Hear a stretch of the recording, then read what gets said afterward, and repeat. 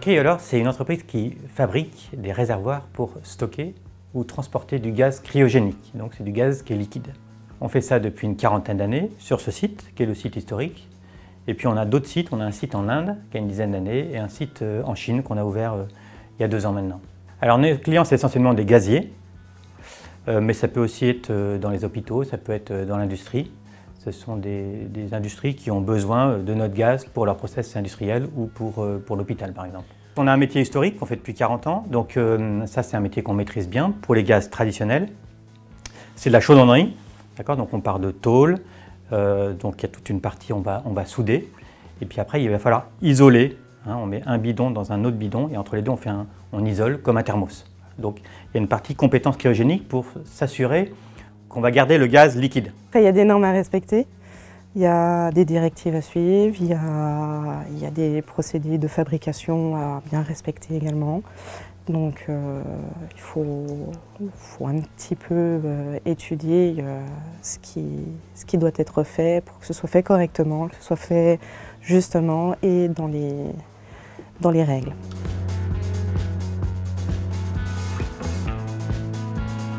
Nous, on veut passer sur l'hydrogène. L'hydrogène, c'est une molécule qui est beaucoup plus fine, donc c'est des produits beaucoup plus compliqués, des soudures plus compliquées. Il faut des compétences plus élevées. Comme c'est un produit qui démarre, il faut aussi faire très attention en termes de risque. C'est-à-dire que le risque sur un marché qui démarre, c'est qu'à un moment, il y a un accident industriel et qu'on dise en fait l'hydrogène, c'est trop dangereux. Pour pas que ça arrive, il faut être sûr et certain que tout est sous contrôle. Et ça, c'est l'enjeu d'aujourd'hui pour nous. C'est des produits bien spécifiques et assez complexes quand même. C'est un challenge qui est ambitieux et qu'on est en plein dedans, on est en train de découvrir justement. Et puis voilà, c'est ça qui m'intéresse le plus, c'est la découverte. Et puis relever les challenges, c'est surtout ça.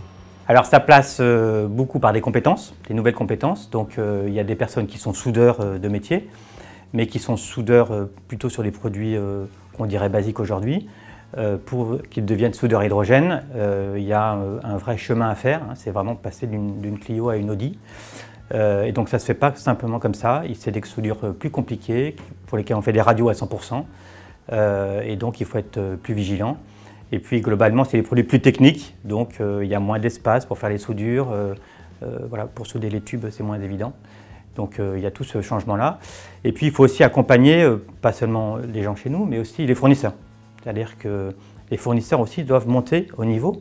Il faut les accompagner, il faut les auditer, il faut voir comment ils peuvent être beaucoup plus à l'heure parce qu'il y a aussi des exigences de juste à temps beaucoup plus importantes qu'avant.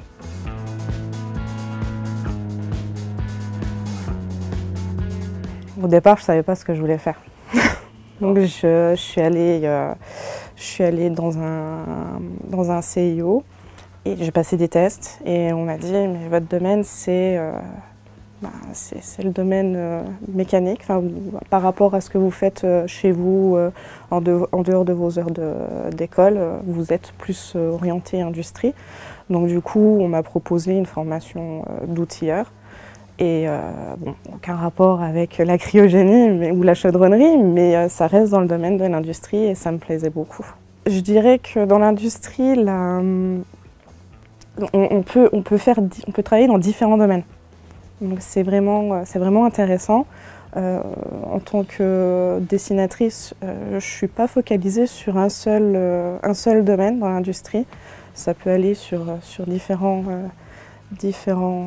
produits. Après, dans l'industrie, moi j'aime beaucoup les échanges qu'il y a entre les personnes qui y travaillent. Les métiers-là, ils sont de plus en plus innovants.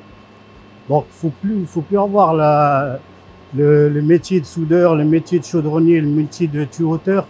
Comme à l'époque, on est là, on prend un tube et puis on le coupe et puis on l'assemble. Maintenant, c'est presque de l'art. Donc, j'insiste beaucoup, surtout pour les jeunes qui vont rentrer sur le marché du travail, s'orienter vers les branches là. C'est de plus en plus intéressant et c'est passionnant. Moi, ce qui m'a motivé, c'est que l'industrie, d'abord, il y a beaucoup d'humains. On est autour d'un produit, on fabrique quelque chose, on vit sur le terrain, Donc c'est assez différent d'une société de service, donc c'est peut-être moins concret. Voilà, il y a beaucoup de... On est fier de voir visuellement un produit qu'on a réalisé. Et le côté humain est très fort, ça demande beaucoup de points d'organisation. Et il y a aussi beaucoup d'enjeux d'amélioration avec tout ce qu'on appelle l'industrie 4.0. Donc c'est pas l'usine, c'est pas Épinal. En fait, il y a énormément de sujets pour être à la pointe. Et ça peut aller, donc de chez nous c'est de la chaudronnerie, donc c'est pas ce qu'on voit de premier ordre. Mais si vous allez dans l'industrie type automobile, type Bosch, là c'est extrêmement motivant, hein. Il y a vraiment plein de choses qui sont en train de se mettre en place.